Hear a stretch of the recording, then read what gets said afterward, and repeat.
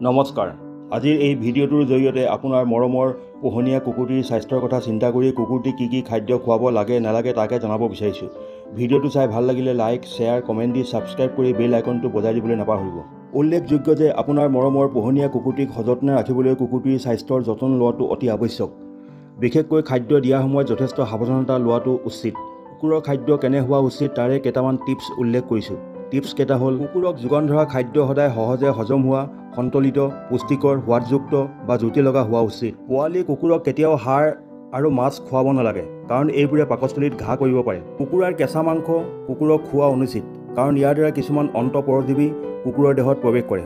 কেঁচা মাংস বিশেষকৈ গাহৰি আৰু গৰুৰ মাংস কেতিয়াও খুৱাব নালাগে, ইয়াৰ দ্বাৰা পোৱালিটিৰ দেহত ফিটা পেলু হ'ব পাৰে। কেঁচা কণী কুকুৰক খুওৱা অনুচিত, কাৰণ কণীৰ বগা অংশত এভিডিন নামৰ এবিধ প্ৰটিন থাকে। এই এভিডিনে ভিটামিন বায়'টিন ধ্বংস কৰে। বায়'টিনৰ অভাৱত কুকুৰৰ দেহত নানান উপসৰ্গই দেখা দিয়ে। উপসৰ্গবোৰ হ'ল দেহৰ নোমবোৰ বগা হৈ পৰে আৰু সৰি যায়, ছালৰ ৰোগ হয়, অৰুচি হয়, পাছঠেং দুখনত হিয়ামুৰিয়ে ধৰে, অৰ্থহীনভাৱে ইফালৰ পৰা সিফালৈ ঘূৰি ফুৰে আৰু অৱশেষত পক্ষাঘাত ৰোগ হয়। হঠাৎ কুকুৰৰ খাদ্য সলাব নালাগে, কাৰণ অপৰিচিত খাদ্য কুকুৰে সহজে গ্ৰহণ কৰিব নিবিচাৰে, ফলত কুকুৰটিৰ অৰুচি ভাৱৰ সৃষ্টি হয়।